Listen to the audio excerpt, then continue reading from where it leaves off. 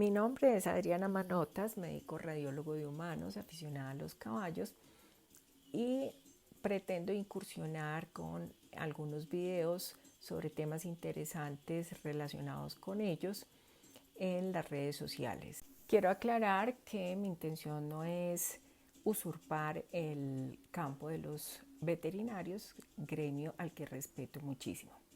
Bueno, entonces comenzaré diciendo que todos estos conocimientos son basados en un libro que recomiendo que se llama Postura y Rendimiento, escrito por la doctora Gillian Higgins, que es británica, fisioterapeuta de caballos, de humanos y equitadora, que se ha tomado el trabajo de hacer pinturas sobre los caballos con las diferentes estructuras anatómicas y así mostrar, una vez que se pone el caballo en movimiento, mostrarle a sus seguidores y a sus clientes cómo se comporta cada una de esas estructuras en los diferentes movimientos del caballo.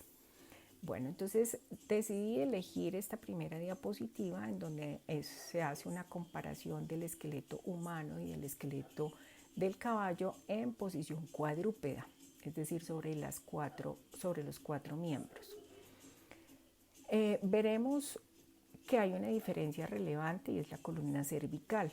¿Por qué? Porque definitivamente el caballo tiene en proporción con nosotros un cuello muchísimo más largo que el nuestro. Entonces, ¿a qué se debe eso? Sobre todo al tamaño de las vértebras. ¿Por qué? Porque el número de vértebras es el mismo número que corresponde al ser humano, que son 7. Entonces, a pesar de ser una estructura tan larga que es el cuello, veamos que este cuello tiene una disposición oblicua tendiendo hacia la vertical. Así que desde el punto de vista biomecánico se comporta como una estructura corta comparativamente con el resto del cuerpo y siendo semejante a lo que sería el cuello del ser humano puesto en 4 patas. Bueno, entonces ya teniendo en cuenta todo eso, vamos a imaginarnos que vamos a subir un niño al tuntún. Ese niño al tuntún no va a ir en la parte de la mitad de la espalda nuestra, sino va a ir en los hombros nuestros. Voy a dejar un silencio corto para que pensemos qué pasaría o cuál sería el movimiento o nuestra reacción para evitar que ese niño se caiga. Me imagino que todos pensarán que es levantar la cabeza y es cierto. O sea, nosotros tendríamos que levantar la cabeza para evitar que el niño se volque hacia adelante. Eso mismo pasa con el caballo. El caballo va a tener que adoptar ciertas posiciones que no son las más ergonómicas ni las más funcionales para ellos. Bueno, teniendo en cuenta todo esto, tendremos que hablar del centro de gravedad del caballo. El centro de gravedad del caballo en esta siguiente diapositiva corresponde al punto blanco con rojo que está localizado discretamente por detrás del corazón y 2/3 por debajo de la cruz. ¿Qué es lo ideal? Allí es donde convergen todas las fuerzas y los pesos del caballo.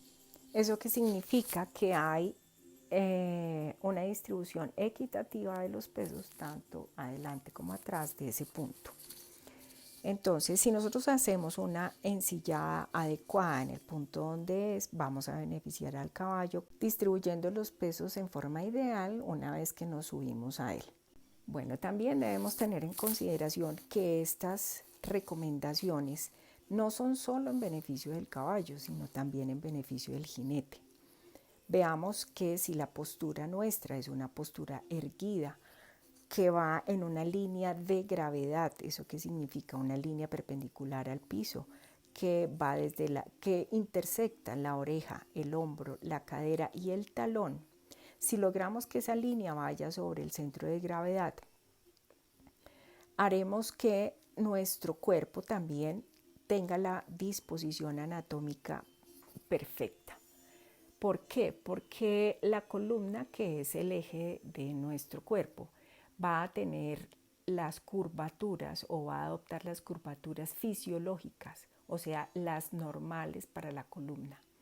Estas son la sifosis y las lordosis, es decir, las que van de adelante hacia atrás. Si tenemos una pelvis que va hacia adelante, hace que los miembros se vayan hacia adelante. Nuestra columna va a ser seriamente perjudicada con una curvatura, con una pérdida de la lordosis de la columna lumbar. Y lo contrario, si tenemos una pelvis que se va hacia atrás, o sea, las nalgas paradas sobre la montura, haremos que nuestra curva lordótica se acentúe a la altura de los segmentos lumbares, y todo esto conlleve a dolores o cambios degenerativos en nuestra columna. Es bien sabido para los ortopedistas que el órgano blanco de las lesiones de los equitadores o de los chalanes es la columna. Así que tendremos que ser muy cuidadosos, no solo en beneficio del caballo, sino en beneficio propio. El equilibrio del jinete es muy importante para ayudarle al equilibrio del equino, y no solamente es un equilibrio antero-posterior, sino un equilibrio lateral.